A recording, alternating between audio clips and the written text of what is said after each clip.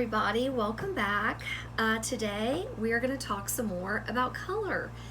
What we're going to do today, what the assignment is, or the project is today, is to go on a color scavenger hunt.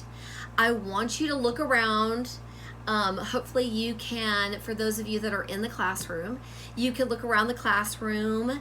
You can maybe, and I'm dropping a big hint, maybe you can go outside with your iPads, and I want you to go on a scavenger hunt and photograph all different colors and different tones.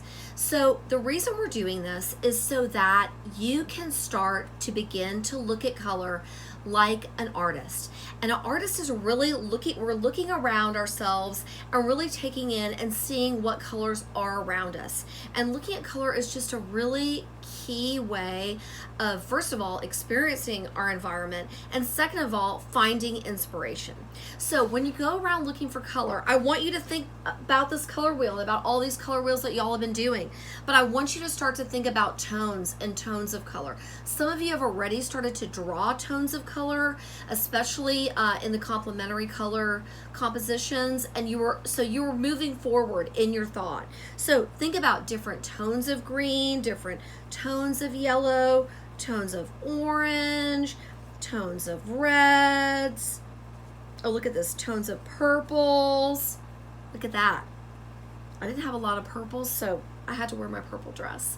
But what I want you to do when you're looking around and you're looking for these different items, photograph. If you find more than one red or a number of reds or a number of oranges, photograph them. Photograph all those different tones. We want to have documentation of those tones so that you can kind of really see there's not just one shade of orange that you're looking at. So I'm going to show you a really great book.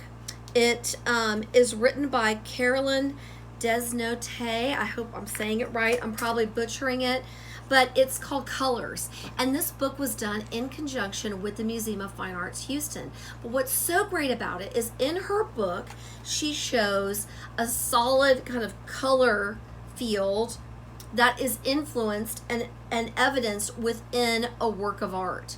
So it's kind of exciting because she's able to pinpoint these different colors and illustrate them using art from the collection at the Museum of Fine Arts. And I know a bunch of you are recognizing some of these art pieces and these paintings that we've seen.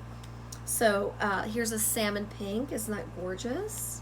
I love that. And then here is, I think this is a pale pink. A bunch of you recognize, I'm sure, this Georgia O'Keeffe piece. Let's keep going. Here's another, just a very clean, kind of medium tone pink. And then we're going to start to move into the family of reds. And you're going to see this pink starting to get redder. Look at this madder red. And then lastly, this carmine red. So I just wanted to show you orange kind of going towards red so we could kind of look at that within art pieces. So I think it's kind of amazing. This Susan Rothenberg painting is just gorgeous. The horse and horse bones. I love it.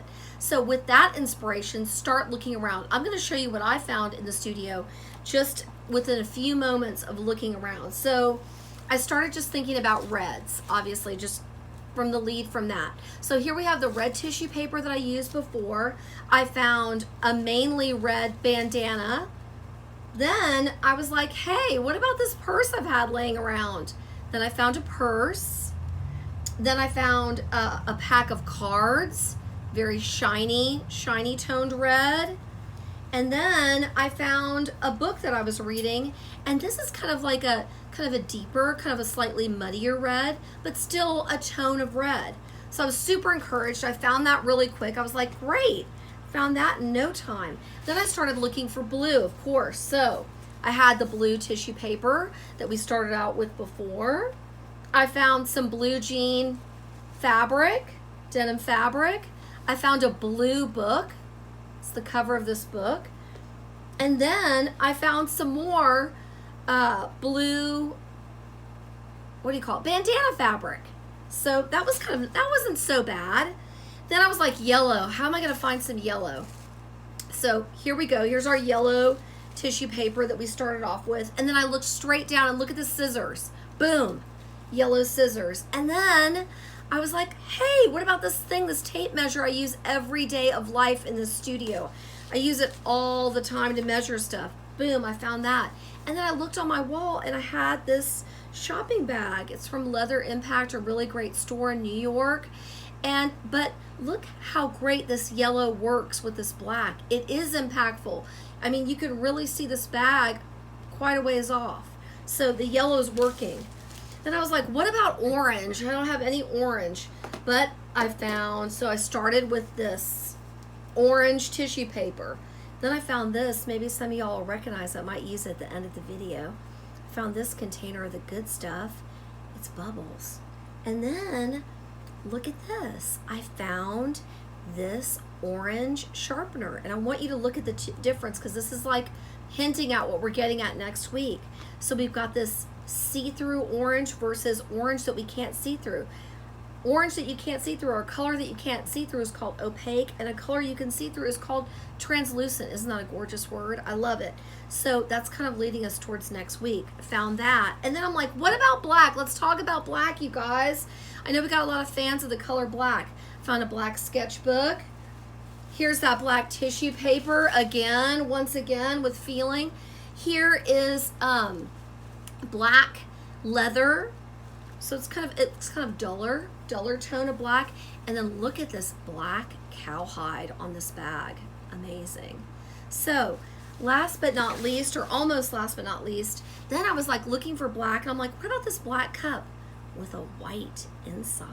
Isn't that great? Isn't that beautiful? Really kind of works. So there's that. You could find, I think white things are pretty easy, but you might find them in combination, white and black together. And then also for purple, I wore this purple dress on purpose. So a lighter purple, a medium purple, and then the dark purple of my dress. So have fun on your scavenger hunt. I'm hoping that you can go outside. Make sure and photograph. Don't worry. If you have 4 reds, 1 yellow, 3 oranges, 1 black, and 5 blues, it's completely fine. But I do want you to look for those groups of color. So make sure that you have your primary colors, red, blue, and yellow. Secondary colors, that would be green, purple, and orange. Don't forget about black and white. If you find some brown stuff, which I don't even, do I have an example of brown here? Oh, yes, I do. Ha-ha! Paper towel roll. You could do brown as well. I'll have it on there. Have fun with it. Take a bunch of pictures. Remember, you can resize it on Seesaw, and really gather some photos, some photographic evidence of the colors that are around you. You might even like how these pictures look together, how these groupings of color look together, because I think that's interesting as well. Enjoy yourself. Have a good time, and I'll see you next week. Bye. Oh, P.S. Like, follow, subscribe, all that good stuff to this video. Bye.